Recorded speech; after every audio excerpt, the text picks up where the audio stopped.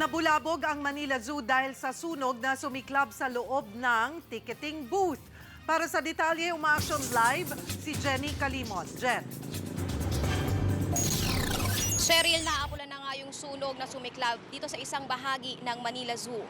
Nagsimula, Cheryl, ang sunog 9:47 ng gabi at umabot ito ng second alarm. Agad namang rumisponde yung mga bumbero, Cheryl, kaya naapula ito makalipas lamang ang 20 minuto.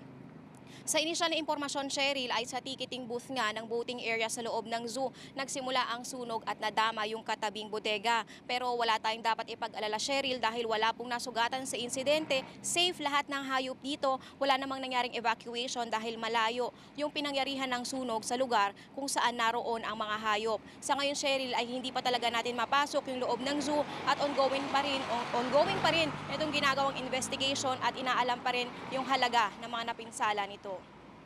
Sa lagay naman ng trapiko, Cheryl, sa ngayon ay napakaluwag nitong kahabaan ng Mabini Street at nag-alisan na rin yung mga bumbero dito sa paligid ng Manila Zoo.